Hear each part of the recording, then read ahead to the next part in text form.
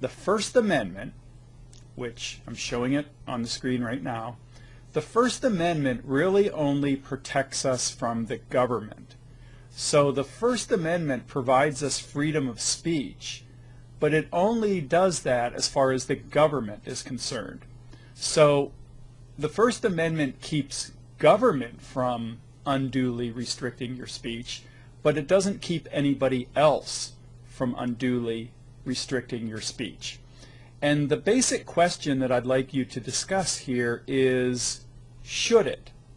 So should we somehow, whether that means changing the First Amendment or just, passing laws or taking a different view of it to make it more sort of activist, to make it more, rather than just saying the government can't restrict your freedom of speech, actually saying, well, the government can actually step in and help you keep your freedom of speech. And the reason that sort of brought this to the forefront, and it was mentioned in a couple of the postings, is the Donald Sterling situation. And I'm sure you've all heard about it by now. He's the owner, soon to be former owner, I guess, of the Los Angeles Clippers, who said all this awful racist stuff to his girlfriend, I guess she is, over the phone. He was in his own house just talking on the phone. She or somebody recorded it and then put this tape out there, and he's obviously in all kinds of trouble right now. And again, I am not in any way condoning the things that he said or anything like that. However, it does bring up the question, should somebody be punished for something that they say that they think is private in their own home?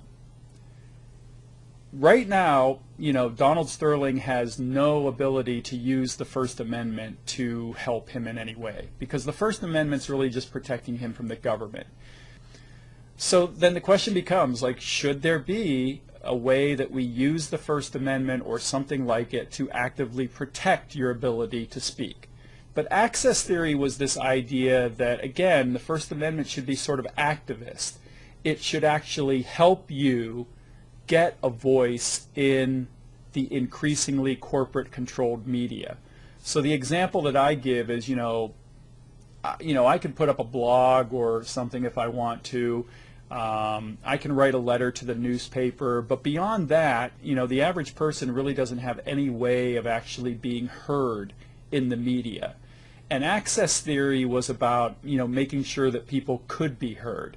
Making sure, for example, that radio stations ran a lot of local programming and allowed people to have their voices be heard and stuff like that.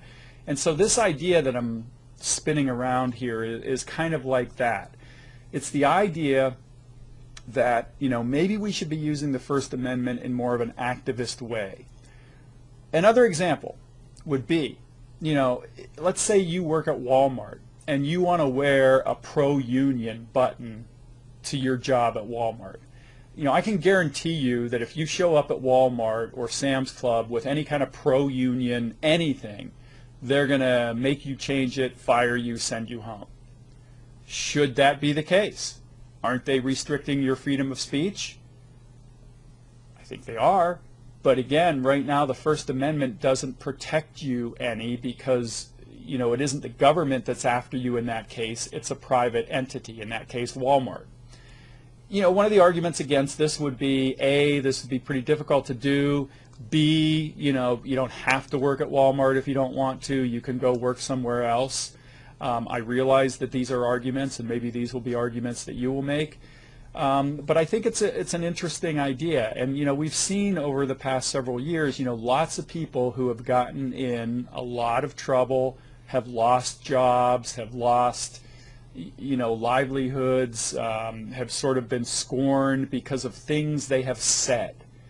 And in nearly all of those cases, it was not the government that was doing the scorning or outcasting. It was basically private entities or, pressure from advertisers or that sort of thing. The central idea here is, should the First Amendment or something like it be made more activist, in the sense that it would protect you not just from government restricting your speech, but from corporations or private individuals.